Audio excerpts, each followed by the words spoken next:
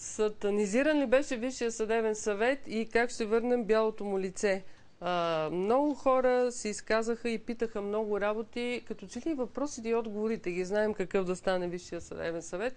Все пак не изпроведя какъв съдебен съвет си имахме и какъв ще имаме, като слушате номинациите. Какъв ще имаме, не знам. Много се надявам да е поне по-добър от настоящия. А настоящия, въпреки че извърши и някои положителни неща, до такава степен се изложи пред обществото и пред гилдията, че дори вече не можем да си спомним добрите неща, които извърши. И може би единственото добро, което аз така ще го запомня с добро, че той до такава степен показа недостатъците на този орган с поведението си, че предизвика и обществено възмущение, и обществен натиск и законодателни промени. Най-малкото, когато се избират членове на Висшия съдебен съвет, да се подхожда малко по-отговорно.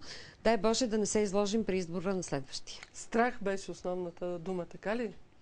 Основното качество на поведението му. Не беше. Определено накрая, както до едно време министър Цветанов се заканваше едва ли не, че трябва да им се прекрати преждевременно мандата. Не го каза директно, но много сериозно ги критикуваше публично. В една-две години по-късно вече той беше много удобен и много послушен, този Висш съдебен съвет, което не е толкова страх. За мен това е срам. Добре, пак почва с С и 5 букви. Да. Така завършваме. Обещах, вашия фаворит.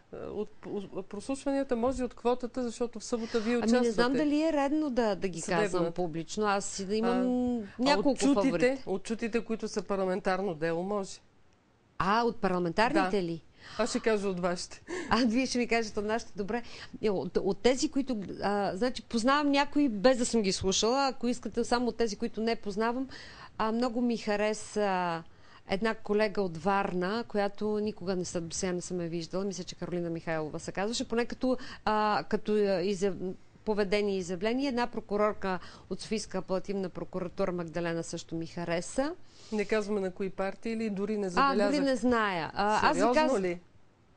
Не следях. То го пише. Ако си направих труда, можех да проверя, но аз да ви кажа, аз чисто професионално гледах как се изказват колегите. Да ви казвам, те ми харесаха като непознати за мен хора, които виждам за пръв път.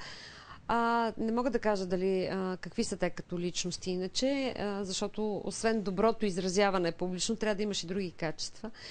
Така че не знам какъв фаворит имам в парламентарната Аз по-смело, защото съм извън системата, казвам, предстои на тези, които са на съда и прокуратурата, кандидатите в събота. Не само на съда, само на съда. Кое е след това? След това са прокурорите, мисля са на 19-ти. Които са от квотата на прокурорите? Да, ние съдиите избираме 6 души, прокурорите избират 4 души, следователите 1.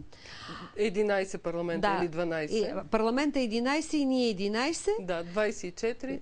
Плюс тримата големи, защото 22-ма се избират по-равно и тримата големи, на които като тримата тенори влязоха главния прокурор и двамата председатели на върховните съдилища. Те са по право членове на съвета, но съдебната система избира 11 души, от които съдиите 6 трябва да изберем на 15-ти, съответно на 16-ти, ако не успеем първия ден. Септември сега. Сега в събота. Уважаеми зрители, това беше много така... кой е вашия фаворит?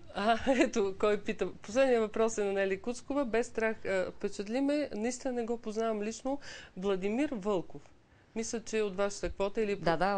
от съдийската квота. Съдийска квота. Фигура, която наистина много просто и човешки говореше за реабилитацията на професията и за болното на системата.